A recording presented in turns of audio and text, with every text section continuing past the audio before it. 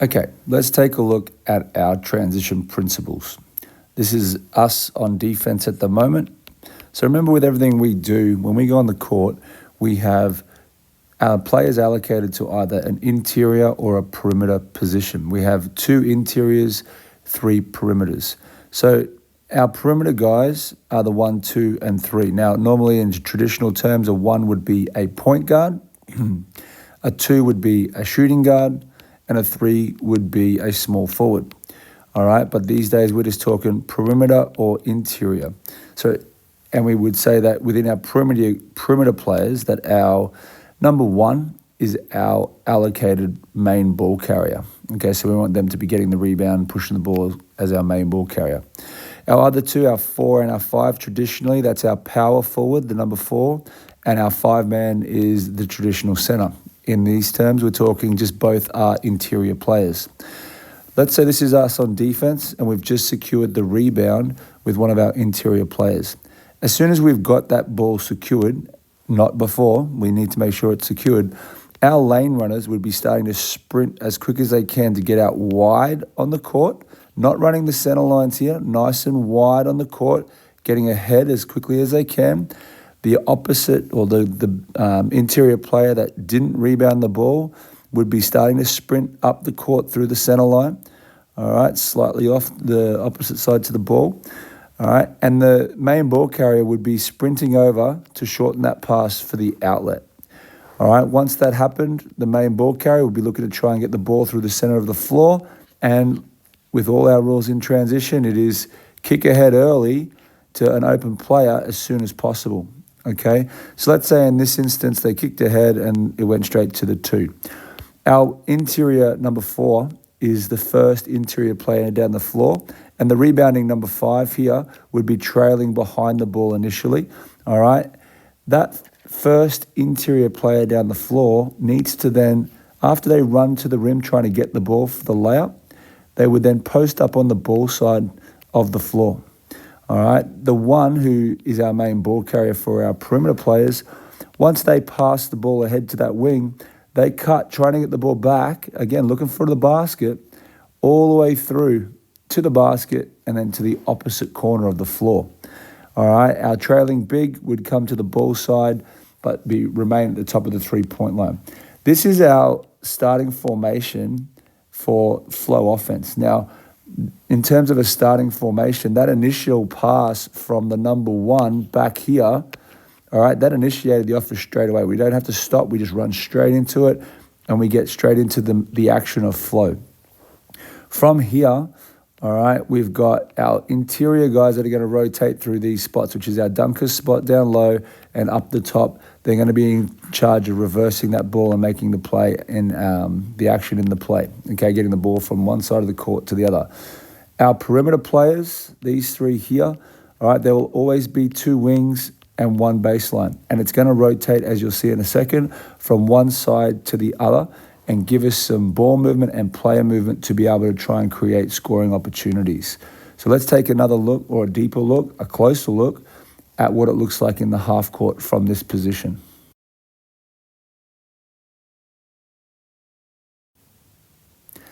Okay, so let's have a look at what flow, or how flow works in the half court. So we've just run transition, we've kicked their ball ahead early to our wing player here, and the 1 started the initial action by cutting through to the opposite corner. From this, the process of flow just repeats backwards and forwards, all right? From the wing, the ball gets passed to the top to one of our interior players, and there's a number of options that they can do from here. But let's start with the first one, where they dribble at the wing, okay? So when they dribble at the wing, all right, the initial action is that the player on the wing will back cut hard, trying to get the ball, trying to beat their player to the basket and receive a layup. If they don't, they will continue through to the opposite corner, just like the 1 did in the initial part of the play. As the 5 dribbles over, all right, our other interior player will start lifting up to clear space in and around the keyway and around the basket, and start to lift up to where the 5 initially was here at the start of the play. All right.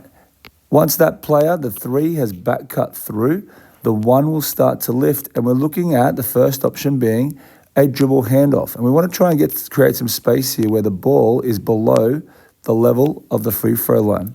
And the one would be looking to come off, take the dribble handoff, turn the corner hard, and have the 5 rolling into that dunker spot on the ball side of the floor. If nothing happened for that play, we couldn't get a score, we couldn't get in the seams, the one simply would kick the ball out to the interior player who's waiting at the top, and the action will repeat itself. The 4 would dribble over at the wing, send that cutter through on the back cut to the opposite corner where we still have a wing and now a corner. The baseline perimeter player would come up off the dribble handoff, looking to receive it, looking to turn the corner hard. The other interior player would have already lifted up to clear that space out. The other interior player would roll back in, all right, and then we just keep repeating the action. So this particular flow is where we're just dribble handoffs and we keep rotating. Ball comes across, send the back cutter through, lifting with the interior player, dribble handoff below the free line of the free throw line, trying to get scores off the dribble handoffs, all right, turning deep into that corner. That's how it flows side to side with just a dribble handoff. The next action we could use on the reversal, all right, is where we actually don't dribble all the way at the player. We actually just get a pass and screen. So as the ball comes back to the top and we dribble over, all right, this player might cut through early, okay? And instead of doing a dribble handoff, the one or the baseline player in this instance can lead to the wing to receive the ball, and we can go and screen the ball and do the same thing where we try and turn the corner hard, trying to get into the seams.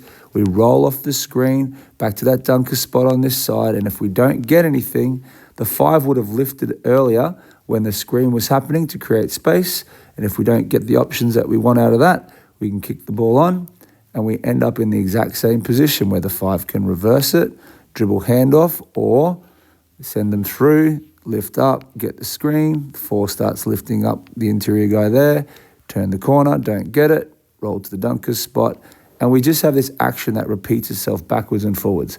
So we could do a dribble handoff, or we could wait for that baseline player to lift so that we can pass the ball and set a screen on the wing with the person with the ball.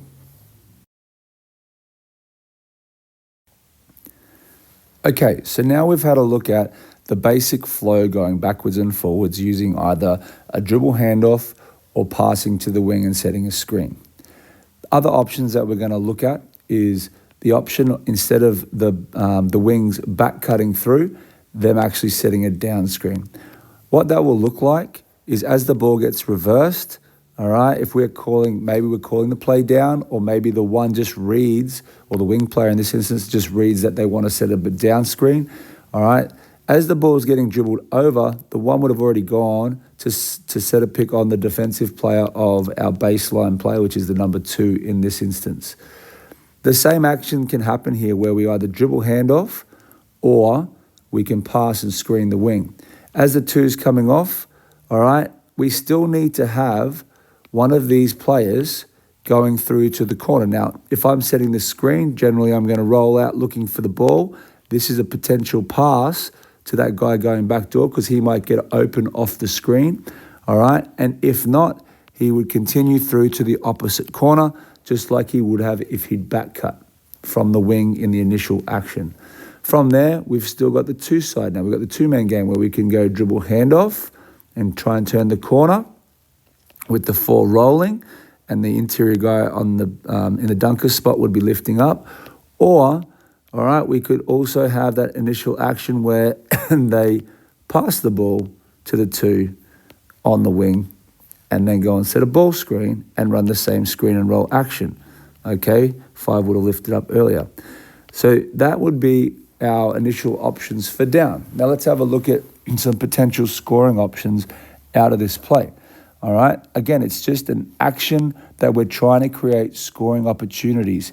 You don't have to be a robot. You are trying to read what's in front of you, attack the seams of the keyway, trying to get in there, draw extra defense, and kick to the open players where you can. So as the ball reverses off this, let's say the wing decides to set a down screen. All right, there's a number of things that could happen here. Like we said before, All right, this person here is just coming straight off, but they might see their defender cheating. So if we have put a little defender in here, I'll drop 2 in for you. All right, we might have their defender to see this screen coming and jump up to try and get over the top of it. This would create an opportunity for the screen to actually be on the inside and this player to back cut. All right, and if that was the case, then they would just go all the way through to the corner rather than the person setting the screen.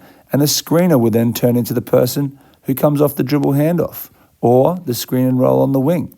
Okay, so that's one option where the defender might be on the high side and we can get the back cut from the initial screener. Okay, going back through to the opposite corner.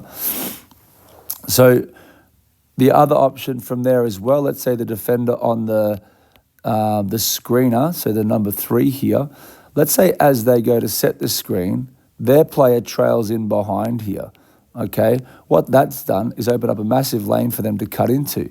So they might see or feel their player behind them, excuse me, and see the opportunity for that back cut and get the backdoor pass in there. This is called slipping the screen.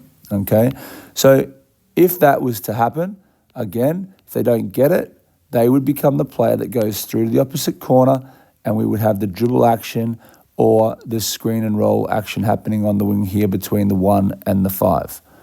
Okay, similar to the first play, okay, if the defender is trailing the screen, we might get this baseline player, instead of curling up to the ball here, if that defender's behind them, they might curl hard off the screen. All right, and they might loop into the basket from there. And again, same thing, looking to pass in. If they don't get it, they would go through to the opposite corner.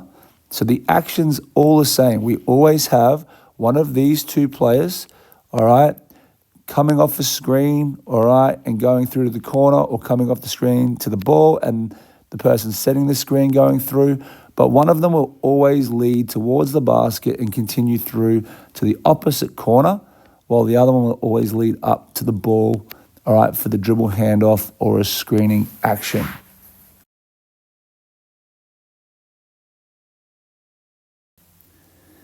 Okay, so we've had a look at how the flow offense works in terms of its initial setup and how the ball cycles from side to side using either dribble handoffs or sending a screen from the wing down to the baseline player to hopefully get that baseline player coming up with some more speed or some more space because their player's been lost via the screen. And we've had a look at how we can, all the different scoring options that we might have through those screens via slipping, all right, or rolling out hard, back cutting off it, those types of things. But now let's have a look at one more type of cut that we can use in our flow offense called the shallow cut. A shallow cut simply means that instead of a player cutting to the basket, and this is in any sort of offense, it's not just flow, instead of them cutting deep to the basket, which we do most of the time, a shallow cut means we just cut through at a higher level. So around the free throw line maybe, or middle of the way through the keyway, all right? That's what our shallow cut will be.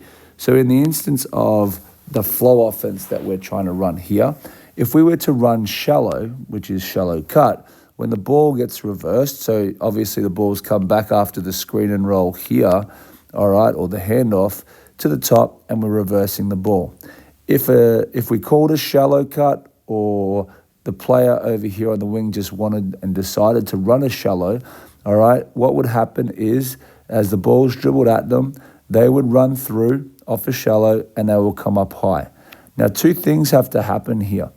All right, we have to read that from our interior guy and the baseline guy.